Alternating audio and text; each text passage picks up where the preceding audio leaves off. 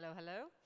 Hi, guys. Happy CRS Day 2. We're excited for our next cycle of a song with Chase Matthew Darlin. So I'm excited to invite out our panelists, Chase, and our moderator, Ken. Thank you.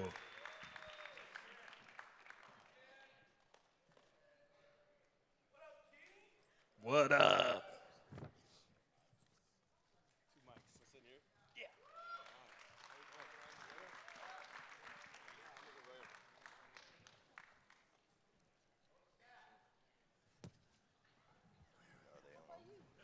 Check. Oh, there we go.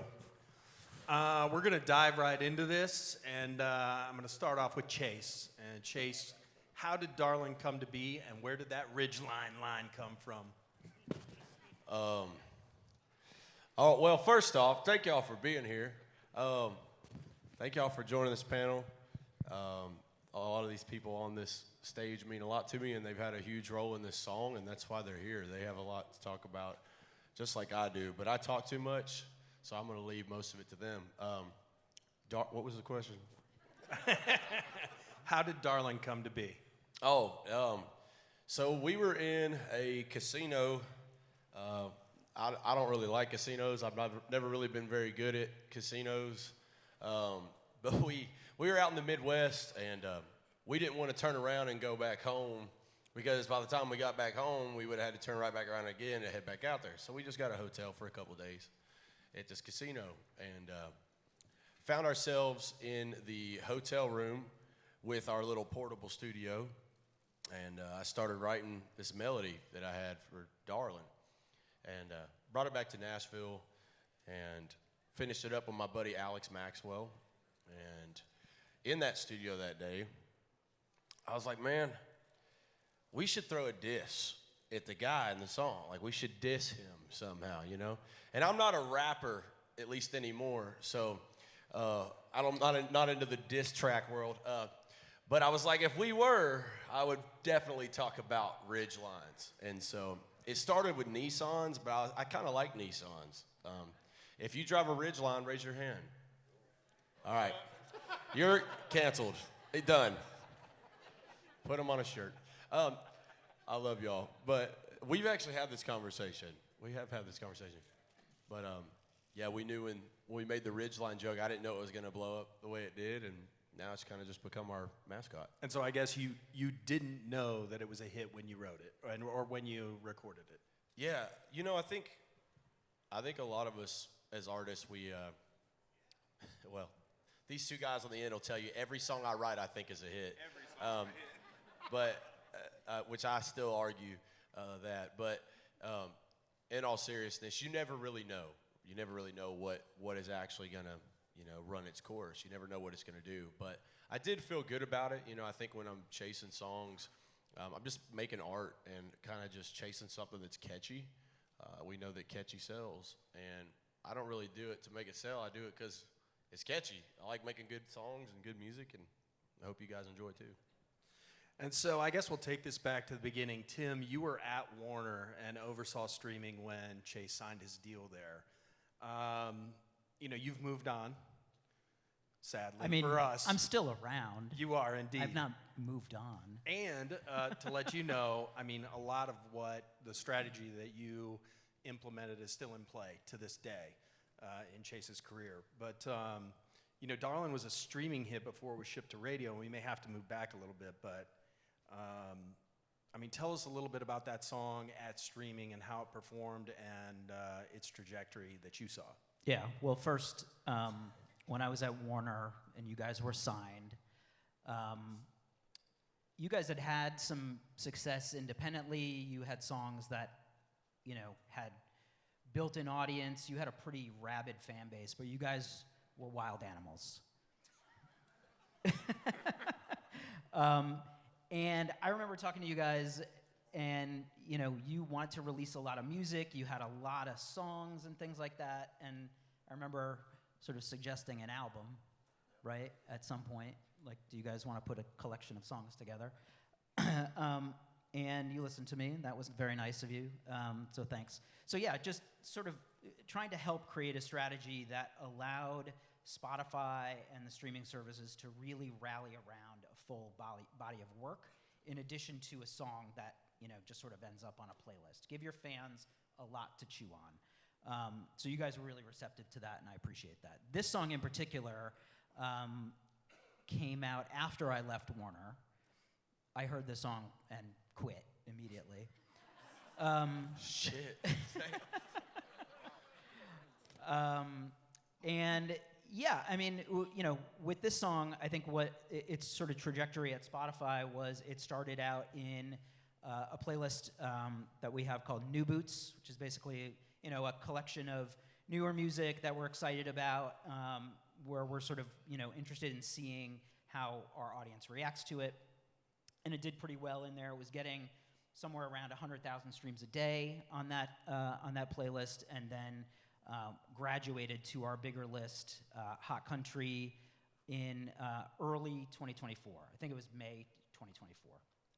And so we were seeing good signs. I mean, really, like, what we want to see at Spotify is we want to see audience engagement. We want to see people, listening to the song on the playlist and then adding it to their collections, sharing it with their friends, those sorts of things. And that's sort of the metrics we were seeing, and then we sort of graduated from there. So that's sort of how it started. That's how it started. And then the song really gained a lot of momentum at streaming. And Michael, I guess a question for you would be, when did the radio conversation start with this song? And I mean, ultimately, what happened there? Well, the conversation started when we had peaked Love You Again top 5, and then you guys were like, all right, what's next? So that started the conversation. The song was streaming really good numbers, doing about 3 million a week consistently, which is always good.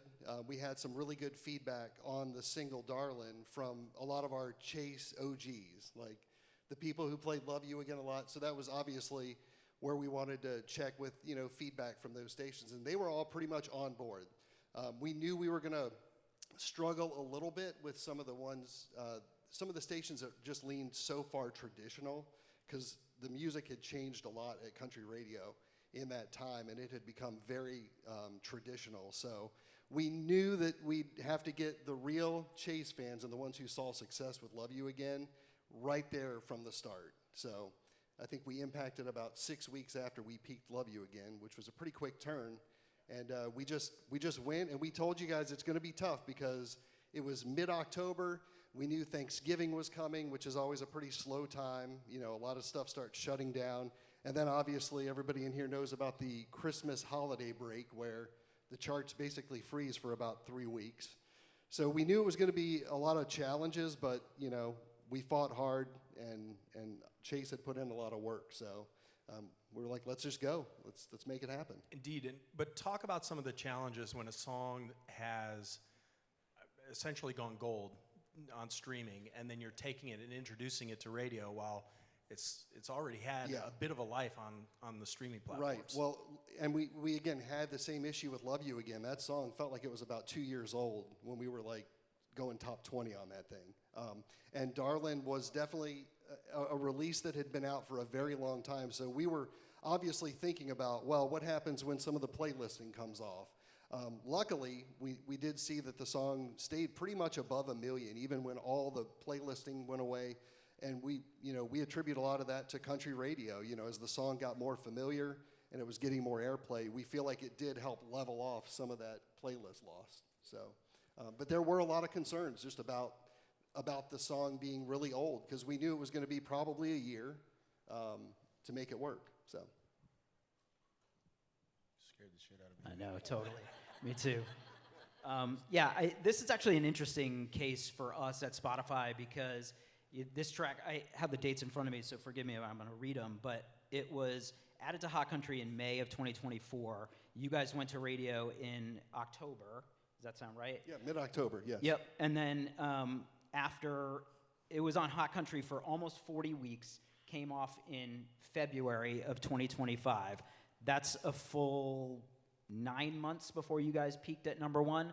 So this is actually, like, I think, a great example of how streaming and radio can really work together. This is an instance of a song that found its audience with us, found an incredible data story to give to you, to take to Rod and everyone else in this room to help get it to #1. You know, we get calls all the time at Spotify, and I even had these conversations when I was at Warner too.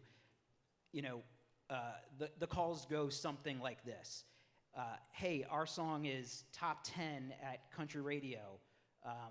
Why isn't it in Hot Country? Or why doesn't Hot Country reflect the radio chart? And this is a great example of an instance that many tracks can follow where it doesn't need to be in Hot Country in order to be successful. This is a great test case of something that can win without being in Hot Country when it peaks at radio. It can happen, people. And we definitely had some moments, you know, out of the gate. We, you know, experienced a little bit of success at radio, but there were some struggles along the way. And Michael, can you tell us a little bit about that, just sort of the trajectory and Yeah. where we were and some of the things we overcame? Yeah, so one of the challenges is that we got all the big Love You Again people playing it. And again, most of the airplay starts where it, you know, they expose the music where it affects them least if it's not going to be a hit. You know, nobody wants to take that big risk out of the gate. So it was a lot of nighttime and overnight airplay just to get started. So we charted around number 50, I think 15 weeks into the project. But we sat in that 51, 48, 50, 51, 52, for about 15 weeks we did that. And it became very frustrating, and we said, all right, well, let's re-blast the song. So we actually did a creative blast, and that's where Chuck kind of got a little mad at us because we did a Country Central themed trade ad and a re-blast so people could download the song. And we basically just said Chevys are better than Ridgeline, and 99% said Chevys. 1% said Ridgeline, and then Chuck got really mad because we ran an ad in his trade publication that was slamming the vehicle that he's very proud of. So, but we really did try to just do things that we were already doing and just try to like level them up and get really creative and make people pay attention in a way that they probably wouldn't pay attention to just a regular trade ad or something that you would normally do. So we did do that, and we really turned the heat on with a lot of our partners and just said, guys, we don't want to be doing this for the next 75 weeks again, so let's go. Let's find out if we've got a hit, because at the end of the day, our job is to help expose songs and get them from what we call zero to research. And it took a while, but we did.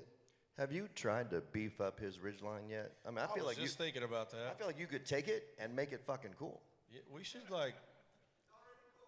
Yeah, we know. Cooler, sorry, Chuck. Make it. Chuck, we really do love you, but you ain't got no straight pipes, brother. Yeah, that's a lyric. I've seen your work. I feel like you can do it. Oh, thanks. That's true. And Rod, On the Verge was a huge component to the success of this song. And what can you share about your vision behind On the Verge, and also how Chase and this specific song fit into that? Well, this one's pretty simple, actually. It goes back to the first single, which, you know, I felt like it was a good representation of radio supporting this guy, because when you get to know this guy, it's easy to get behind him, pull for him, and want it to do well. And it's a pretty good song, right? And, you know, toward the end of when y'all thought that cycle was running, you asked for, you know, some certain help from radio, like, hey, we know we sort of hit the end, and what are we gonna do? And to be fair, what you hate hearing is by the time y'all were done, it started to research better. But it was what it was. What it did most for the radio community was establish him as a real artist that's going to have some cool shit. And then it gets real simple. This guy pulled me to a show. I think it was Lexington, right? So, you know, felt like we knew Chase a little bit, and we're there, we're having a good time. And all of a sudden, because I think I was side stage, some shit was going on out front, and I'm like, what is happening? I'll be honest. Sorry, I guess I didn't stream it. I'm like, what is he singing? What's it? Why? And why does literally everybody know the song? So credit to streaming, right? Had a bunch of streamers in the room, and these people were going nuts. And it was one of those things where it's like, I need to pay more attention. Obviously, I'd heard of the song, right? But it just caught me off guard. And it was just the instigator, and one of those examples where this thing that we do, and this flow of music between Music Row and streaming and radio can work just at a radio show with like, what, 1,200 people? But it just made an impact, and I started to ask our group of program directors, what do you think about this song? Are you into it or down with it? And realize, as we asked, Because of the competitiveness, it's not always easy to get to the song you want to play. But everybody was ready. They were just trying to manage their playlists. And we had done it one other time.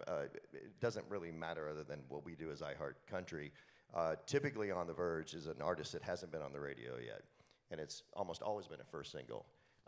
Ironically, it was with Bailey Zimmerman, also with y'all, where he had a #1 hit. And it was good, to be fair. Every song since then, it went #1 and we keep playing, right? So when Rockin' a Hard Place came out, it was just so good that we took the opportunity, instead of the first single, to take a second single, On the Verge, because call it what it is, even with a #1 song, you're still an emerging artist, very much so. In this town, you can have 3 or 4 #1s, and you are an emerging artist. Maybe not as much to streaming, right, where people are seeking new music, but to the mainstream audience who, isn't necessarily super active and looking for the music. They're waiting for it to come to them, which is a lot of people. A second single is brand new artist, right? So it worked so well with Bailey that we believed in this guy and loved the hook.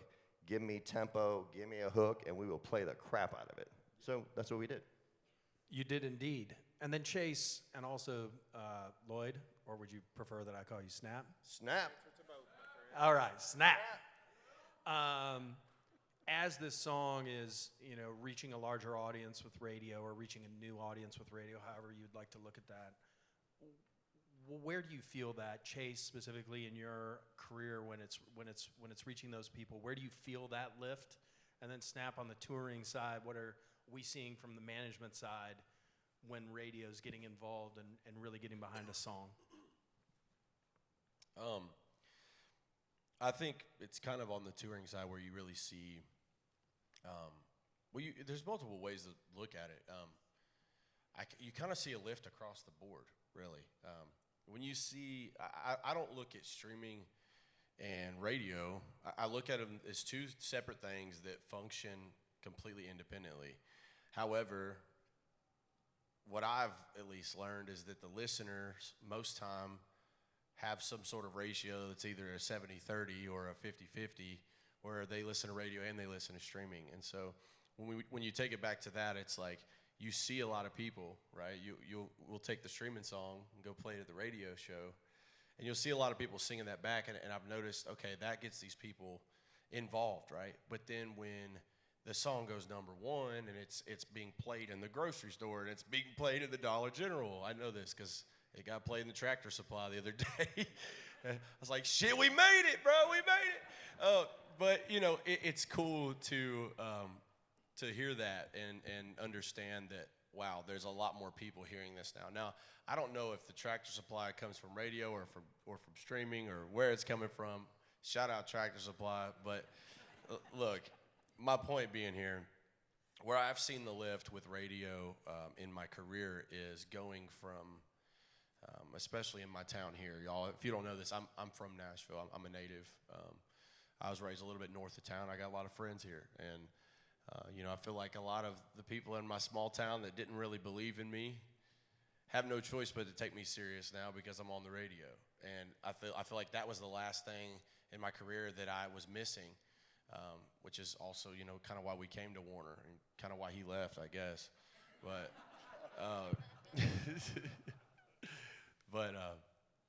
we've seen a major lift with radio and how the conversations are different, and if we're talking numbers and ticket sales, I've seen ticket sales and numbers and just the crowd reaction. It's like people are showing up to hear that song, Darlin.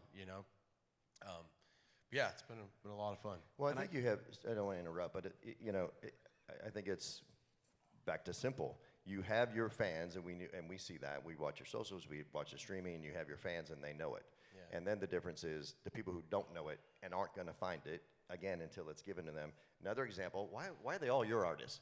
Cody Johnson had a lot of stuff going on out of tech, had a big business going on. This guy could sell tickets anywhere, and he was a big deal. And all respect to what he built right before he ever got on the radio. But he's the first to say, and this is a little bit of a pat on the back, but there's a lot of radio people in here, and it's real. He'll stand here and tell you that once it gets on the radio, it changed his career, which was already an amazing career with big stadiums in certain parts of the country. And that song being on the radio, like you said, just sort of like It's where everybody meets in the middle, if you will. Yeah. So to us, that makes perfect sense. And sometimes it is when the streaming is hot. Songs get really, really hot together. Sometimes it's not. That's fine. I would say too, in the artist world, if you're on Hot Country, you made it. You know what I mean? I got to give props to Hot Country, Spotify too. That is a really cool playlist to be on because We all it's made already, a lot of we artists all too. already like you. You don't have to like go No, back and forth. no, look, I was gonna say. I knew y'all was gonna put me in the middle for a reason. Shit, y'all gonna make me. Oh, all right. Anyways, I love you both. Don't start fighting in here. But Rod, you mentioned the fans, and the fans is the most important thing. Like you can, listen, our editors can add you to Hot Country. When? I was wondering that actually. Oh, well, we'll talk about that after. We They can are add this interested song- in a cover. thi- We've this never song- had one of those. Never, Thank you so never much. been the Hot Country cover. Yeah, you know, I look pretty hot country this week.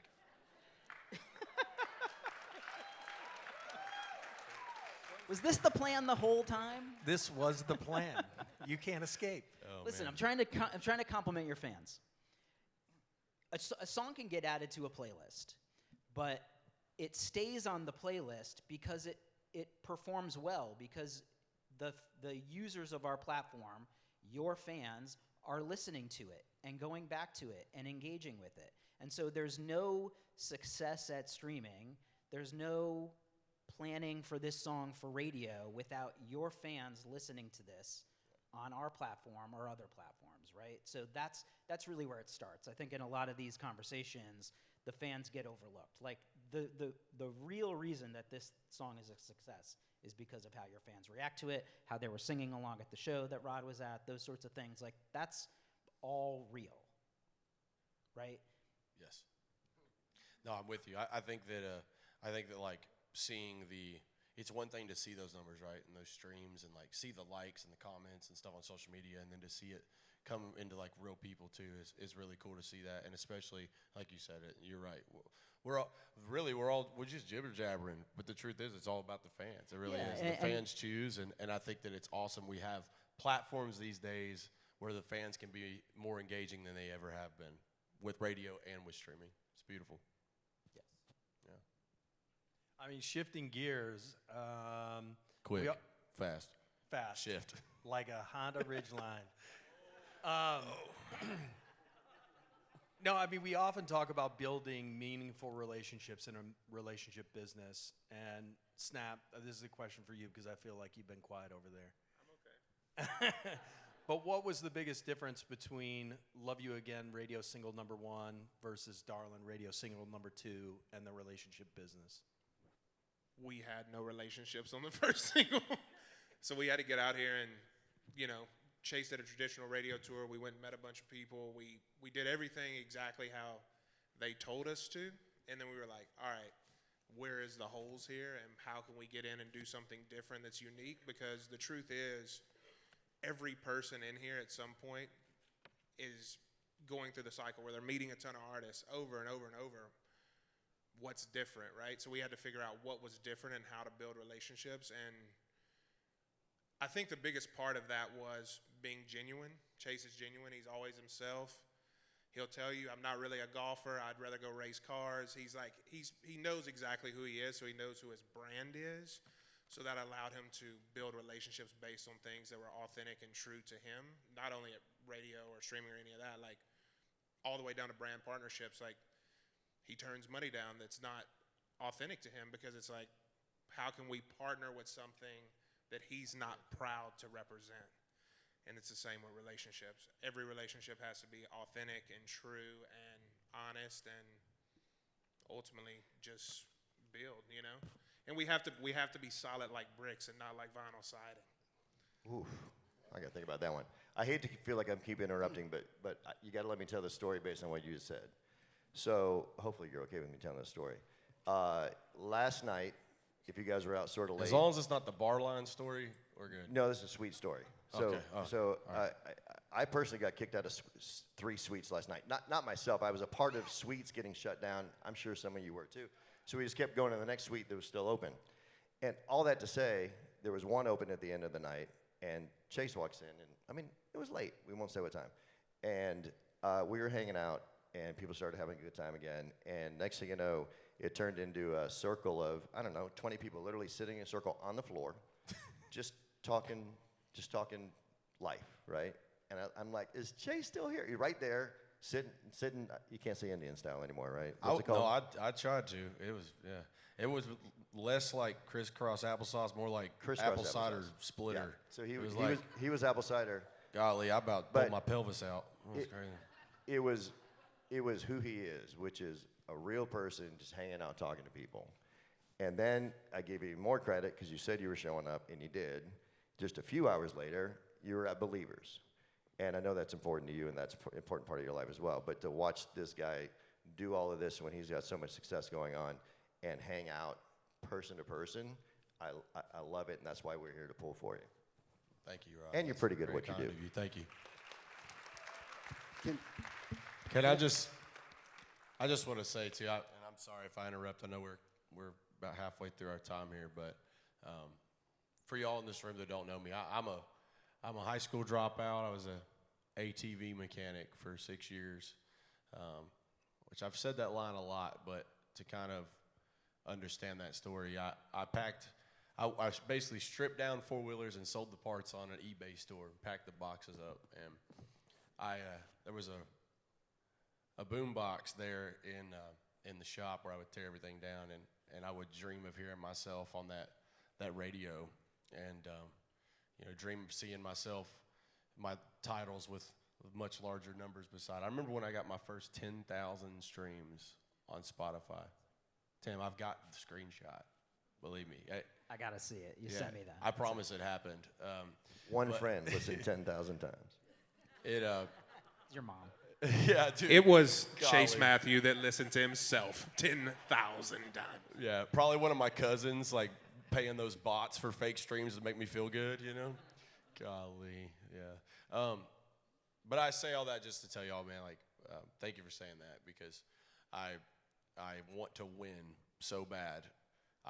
There is no plan B, and I believe that if you have a fallback in your life, if you have a plan B in the back of your head, I'm talking to every single person in this room, if you have a dream and you're afraid to chase it, or you don't prioritize chasing it because you have something to fall back on, you will never, ever achieve your dream. That's not me trying to discourage you, it's me telling you the truth. You gotta drive and chase after it, and a lot of y'all in this room know me for a really long time, and this stage right now, this moment, I used to sneak. I snuck. You tried to kick me out, asshole. I snuck. Actually, no, wait, it wasn't you. It was, well, he doesn't work there at Warner either. But anymore. I snuck in the cycle of a song. My first CRS, Bailey Zimmerman was up here, and I snuck in because I wanted to learn how this worked, because I understand that this is what it takes, and I want to work harder than everybody. And if any of y'all need me to work, I want to work, whether that's on a stage, it's your place, or your ridgeline. I'm there. Well, it's ironic because isn't an ATV, you're an ATV mechanic? Yeah, but I'm a mechanic in general. ATV is kind of like a Honda Ridgeline, isn't it? It's same components. All right, we got to let this go. Look, I'm the ridgeline hater. We got to let this go, Rod. We got to let it Ken. go. Why? I do want to talk about the relationship building, though, because for you it really comes naturally and organic because you are not faking it. But what I'll tell you about Chase and doing a lot of radio shows, they do say yes. As long as we can make things happen, they always say yes. Unless there's a real reason they can't do it. But the one thing about you that I've noticed is that you go into these shows and these guitar pulls and these radio events and the remotes, and he's done Key West for multiple years at the BMI Songwriters Convention, and it's the repetition. When people get multiple and extra chances to hang with you, they understand how authentic it is. But I feel like every time we've ever done any event or show with a radio station, they always leave better than they expected. Like, in other words, when you leave, you get the feedback, and usually they're like, oh, everything was great, but it was like, man, I really love him. I want to do more for this guy because he's that good. And quite frankly, with the stations where we knew we were having challenges with, a song, if it doesn't fit the sound of a radio station, it's almost impossible sometimes to break them of that. So your connection and your authenticity and the way that you have a connection with people, it makes them like you and maybe give you a chance. You know, it'll break the tie, or it'll make them go, you know, maybe we'll give it a chance. I love that. This is the last time I'll run off on this, but you said people leaving better. That was something my grandfather said. I love the Lord. I'm far from perfect, but, you know, that's why I got up for Believers this morning. My grandfather always said that, and I say it every night at our shows. My job is to make sure that everybody leaves better than the way they came in. And so to hear you say that, that makes me feel like I live in my purpose, you know. It's true. But yeah, I just want to win, man. Let's go, baby. Super Bowl. I feel like that even started at the label too. Like you were around a lot. That makes a difference. Like you got tired of seeing me. I know you did. That's why you left. But you built a relationship with your team, Yeah. right? Like that helps. That makes us want to go to bat for you. Makes him want to work hard for you. Like that's really meaningful too. The relationship started there. Yeah. Well, I think back to kind of like the streaming and radio conversation and kind of cycle of a song. Cycle of a Song is a great title for this because when you talk about how a song started, right, in the casino, all the way to being a 3-week #1 and a crowd favorite that is, I mean, I have seen 40-year-old grown men jumping like gymnastics, like cheerleaders. You say that like 40's 40, kinda young. Like 40 is old. No. Listen. I'm take not that saying up. 40's Take old. that up. Take that okay, up. I'm sorry. Well, I haven't seen 70-year-old women jumping like. Okay, maybe Okay, look, I'm just gonna go ahead and shoot myself in the foot while we're here. Don't you have a single you're trying to get more Look, airplay on? I'm sorry. Okay. From iHeart. We're trying to get more airplay from iHeart right now. Thank you so much. Oh, now I'm really sidetracked. Go ahead, Ken. What were you saying? I don't know. I'm running out of questions, actually. We're kind of burning through this. Cycle of a Song. I Beautiful think day. we skipped a very important part, though, because you said you were talking about the impact of radio on a song and how we can see it in touring. And the biggest part for me was, like, at his headline shows, people show up and they know all the music, right? Where we really felt the impact was Chase with Darlin. He was on tour with Keith Urban. And during that tour, that wasn't his demographic. Honestly, it wasn't his demographic. We did it for a very specific reason, for the international component. But here in the States, we were like, fuck, this is a rough 30 minutes every night because, truthfully, it just wasn't a Chase crowd. But Chase, Bunch of old 40-year-olds were in there. Is that what you're saying? a bunch of Rod Phillips in that motherfucker. Hey, they were jumping though. But literally, Chase found he found a medley and he brought him in with that. The show was great and we found great moments and how to keep it up. But you could feel the impact of radio specifically because obviously that's research, right? That's the crowd, right? Those people, when he would get to Love You Again, despite it only being in top 5, they knew that record from the radio. You could feel it. You could see him light up. You could see him stand up. When he performed Darlin, at that point, we were crushing the charts. On the Verge, it kicked in. We were like, oh shit, like we've got a song. We know where it's headed. We're riding the ride. At this point, we're about halfway through the Keith tour. You could feel it getting rabid every night. Like he would do Darlin, and you're like, oh shit. Like, and nothing to take from streaming, but those streaming fans it's a younger just a tad bit younger generation, right, than what Keith's fans were, and you could tell that was radio making that direct impact from the reaction of the fans in the crowd every night. And the Darlin hats that were out there, too. You could see them everywhere. If anybody like to buy a Darlin hat, ChaseMatthewMerch.com. Please support us. Active. We actually check active right now. Discount code ChaseHQ, 30% off. We actually had a couple. I mean, we leaned in pretty heavily on this song specifically and different merch items, as well as a merchandise piece that was really just born out of Chase's love for Jeeps. And so we made a Chase Matthew duck, because if you've ever seen ducks on the dashboard of Jeeps, there's one right there. And I think we actually have some that are going to be handed out if you want to grab one on your way out, get one. They're a pretty hot item. But Chuck, they don't look good on Ridgeline, so leave yours. Thank you.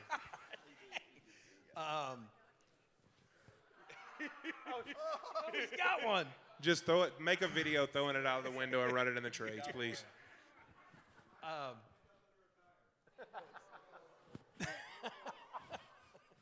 still swim.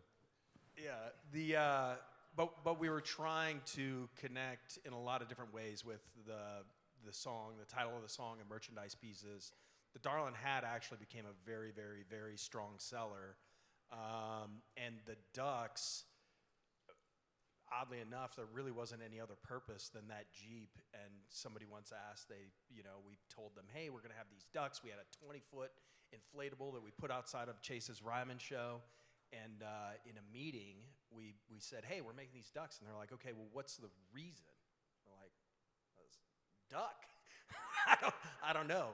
But the duck had a Darlin hat, and it ended up, I think fans really kind of latched onto the hats, and hopefully that helped the song. I mean, we don't have any real quantifiable evidence that it did, but I think the duck, obviously it was a big hit with the fans, but I think it was a big hit with the industry as well, because throughout the summits we were doing and all those things, we had purchased a claw machine, a massive claw machine, and had it wrapped in Chase's, face and all the things, an album, and we put the ducks in the claw machine. So every event we went to, we were like, we've got to have the claw machine.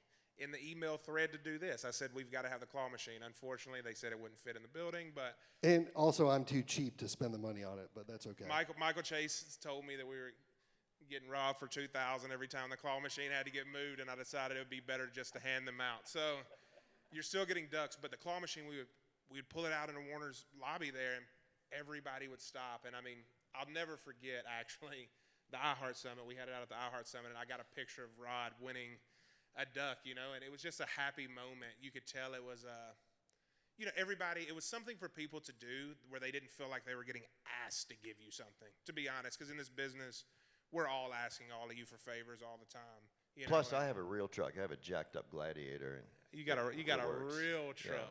Yeah. I'm going to let Chuck drive it later. But the biggest thing was the ducks were there, and it was just a hit piece that was different than what everybody else was doing. We weren't handing them a CD or a QR code. We were saying, here's a duck. It has nothing to do with Chase's music. Go sit it on your desk and think about him every day. And a lot of people did, including Rod Phillips. yeah. And so, I mean, starting all the way back at the beginning, when really the cycle of this song started before the song was even written, really, if you think about it, relationship building within the Warner office, within, different radio stations, wherever it may have been. Fast forward, the song has its trajectory, 3-week #1, and it's still, to this day, still performing fairly well. And I know, Michael, you've got some stats. Yeah, so if Darlin were still on the chart right now, on the currents chart, it would actually be ranked inside the top 15, right around number 15, based on the amount of spins in a week. It isn't on the recurrent chart now, but it's the number 3 highest played recurrent, and it would be number 15 if included among all the currents on that chart. And remember, this song peaked 4.5 months ago. This was in early mid-November. So we've had, 4 months ago, that's a great sign that this is a lasting hit song that continues to perform. And ultimately, real hits go in recurrent and continue playing on radio stations for eternity. We call that a banger. You like that? You didn't know that? We call that a banger. Okay. I like that. And I mean, Chase, now in your set, that song has become a lot longer than the radio version. I mean, you've taken that song now in your set because it's so popular with fans, and you've changed it a little bit. I don't want you to give away any secrets for the people that haven't seen the show, but. No, I'll give you a hint. I do screamo on it. No, I'm serious. I'm really serious. It's very good. No, it's been. I was talking about that a little bit earlier. It's become just such a fan favorite. I mean, there's people getting Darlin tattoos, which I don't quite understand, but to each their own. I'm blessed to know that I have diehard fans like that, and we're having a lot of people come through the meet and greet line and say, hey, I found your song Darlin. That's how I became a fan. I found your song Darlin, but I really like all these other songs that I found too. So it's also, it talks about, we're talking about a song, right? A cycle of a song, but this cycle of a song brought in so many new fans. and back to the fans. You know, it's all about the fans, and especially building new ones. So yeah, we've seen a lot of growth in other songs in the streaming world, and I'm sure you guys have probably got a million calls, people wanting to play deep cuts, but I recommend it. It's not a bad idea, but yeah. I guess I've got one last question for Chase. I don't know if anybody has any closing thoughts or remarks. Not quite to you, Snap, because I know you have the closing remark. If I do want to just say one thing about the radio story, though, it did come with many challenges. I mean, I touched on it briefly, but you know, it looks like pretty much every project at country radio is gonna hit a rough patch at least once, maybe twice. It happens. That's just what happens unless your name is Morgan Wallen or Luke Combs, and probably right now Ella Langley. But every project is gonna have challenges, and they kind of fall at different parts, and there's no model to it. You can kind of try to predict it, but you just never know, because when you hit a certain threshold, it unlocks new things. But there's this big gap sometimes. But there were several times where we didn't have an ad for like 3 weeks when we were in the 30s or 40s. And trust me, I heard from all three of them a lot. And my boss does a lot. How was that phone call? It was not fun. I never want to have it again. So can y'all like start moving this current single up a little bit? I don't need that call again. But you know, we got to talk about how the song, the fucking keep it all the way real for the last 8 minutes here, right? Like let's just be as real as we can be in here, right? Those phone calls were fucking rough. Like they were rough for real, because I'll be honest with you guys. Michael was telling us, hey man, we're all good. And we're over here like doing the numbers, crunching the numbers on media base, like we're fucked. Like the song was dead in the 30s. I'll be honest, guys. Like this song was not supposed to be a 3-week #1 song. We're not supposed to be sitting here talking about the cycle of a song. None of that shit was supposed to really happen. We were cooked. We had just came off of a top 5 record. We didn't know what the hell to do. Like we were like, hey, this is where we're struggling. These are the pain points. And we're like, all right, we got to get out here in the field, like, and really figure out how to implement here and meet the right people, make sure Rob was at that show in Lexington. We really needed that help at the time, man, and I don't even think you really, I'm sure you realized what you did for the song, but I don't think you really realized the impact that it had in that exact moment. Like, man, behind the scenes, we were like, fuck, is all this over? I'll be honest, like, we were having that conversation with Chase. Like, I bought a bit of ATV mechanic again. Yeah, like we were touring, we were selling tickets, the shows were good, all the things, but we didn't know if Chase's radio story was done or not. And that was a rough moment internally for our camp. And I remember me and Ken talking, you know, we got this office, we got these staff, you know, we got all this stuff going on, and we're like, shit, is this it? And you came in with On the Verge, man, and you changed the game for us for real. And I really appreciate what you did for us at a time when you didn't have to. And that means a lot, man. And that's the cycle of the song, is getting in and figuring out how to fuck to make it work. And whatever that is, whether that's iHeart, Cumulus, Odyssey, anywhere, you know, if you're struggling somewhere, I love my radio team. I love how hard Chase works. You got to get out here and do something different and get in the field and meet these fucking people and make them love you whether they do or not. And that's tough. That's tough. You also need a team that's going to fight for you. Yeah. And I know Michael did. This dude right here about lost his job a couple times fighting for us. We don't know why. Not me, the whole team. I'm telling you, everybody that works on this project turned over some desks, stood on some desks, pounded some fists, because it was worth it, and we knew it. There was a point where you guys were like, are we dead? We didn't have enough airplay, daytime airplay, on any stations that had local call-out research. And I remember I spent an entire day with our analytics team, thank you very much, going through market by market where we had local streaming growth in that one particular market, and we would attribute a conversion to medium went up 28% in spins, and we would use that data because we didn't have call-out research yet. I'm telling you, it was hand-to-hand combat, and it was warfare because we knew it was worth it, and we couldn't let it go. I mean, you had said yes to too much. That's what it takes. If you want to win, that's what it takes. And yeah, to answer the question, what's the cycle of a song with Darlin? That's what it took. And I've got the best team. I swear I do.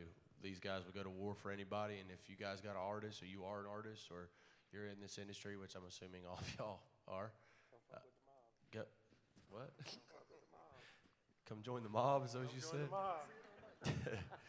All right. Well, this might have ended soon. No, I'm kidding. But yeah, it's pretty cool to see though now what it's turned into, and just I feel like you can't be a household name without radio play.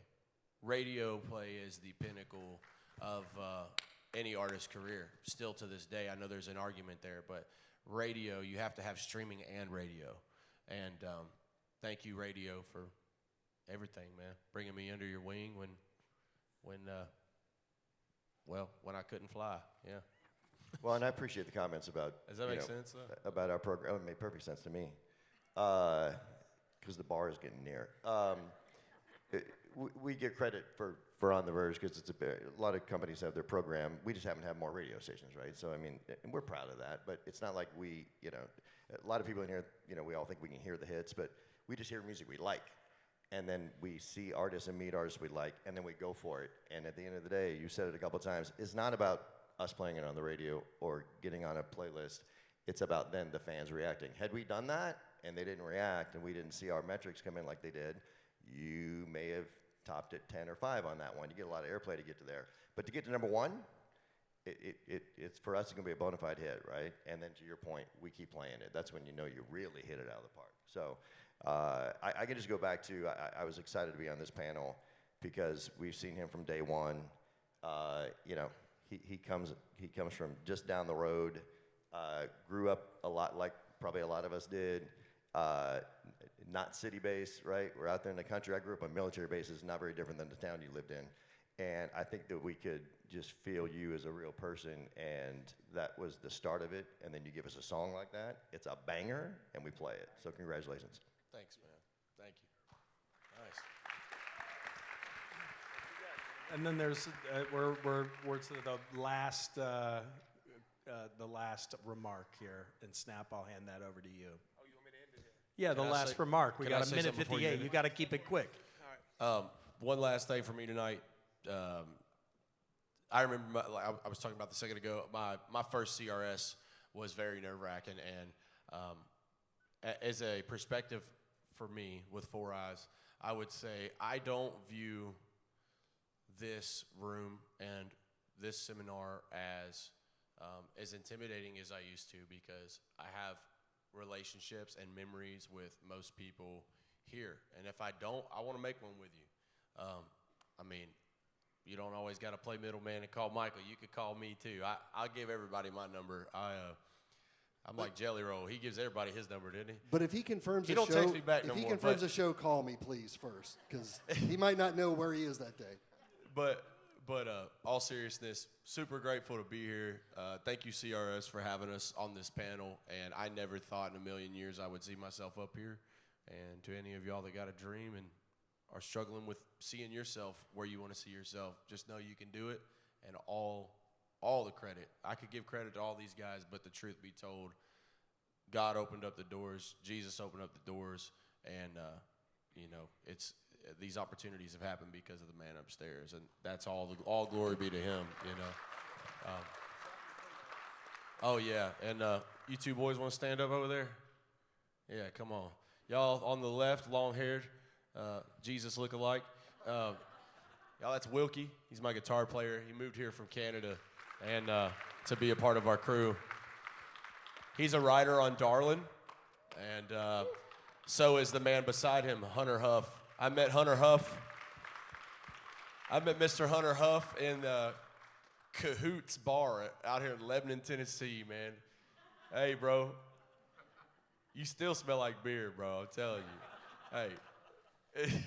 Hey, all jokes aside, though, I love you guys, and thank you for being here. They've been working their ass off all day, getting us ready for New Faces tomorrow night, and I know that this moment and that moment are both once in a career opportunity. So thank y'all for being in this room. Every single one of y'all, I really mean that. This has been very special to me. So thank y'all.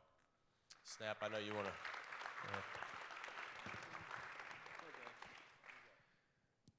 Thank you, Country Radio. Thank you, Rachel and Lexington, for playing the record and making sure it was a hit record by the time Rod heard it. Thank you, Travis, for coming to dinner that night and not cussing Michael out, because I thought that shit was going to be a fucking hectic night at Hal's. Most importantly, thank you to each and every one of you for believing in Chase Matthew. When I signed this kid in May of 2021, he was sleeping in a house that the door didn't lock on, and there was a dog pooping on the floor. Was not my dog. It wasn't his dog. Was it not was the my guy's dog. floor. And I was the guy cleaning up the poop. That's how messed up. But I promise you, we're from 45 minutes north of town. We've watched Music City change. We are not supposed to be here, and we are here from the relationships we built with every single person in this room. Thank you for taking a chance on a couple of kids from Middle Tennessee. Ken, thank you for being an amazing partner. Tim, thank you for not canceling me after I showed you our hunting pictures and I didn't realize what the fuck I was doing. Rod, thank you for the blood orange mojitos, man. I'm excited to keep enjoying that. Michael, thank you for leading our team. You're a fucking fearless leader, man, at times. I know me and you have bumped heads. Me and you've literally almost fought at the fucking Omni during CRS before. I love you. Thank you. You should not fight him. Warner Radio team, everybody, James, Tom, Anna, Kristen, Chris Lacey, Connor. Connor's really in the trenches with us. Andy Flicks over there. Everybody that's always been in our corner and ultimately just gave us the opportunity to have a platform to work, because anybody can make it as long as you set your mind to it and you work hard. Chase Matthews, the hardest worker in country music. Thank you for that. Next week we'll be at the iHeart Awards. Celebrate us. If you got the opportunity to vote for the ACMs, please vote for Chase Matthew. He deserves to be there. We appreciate you. We love you. RJ, CRS, thank you for the opportunity to be on the panel. Streaming. Let's do it. And thank you to all our friends in streaming, Spotify in the room. Thank y'all for being here. I love you. Shout out to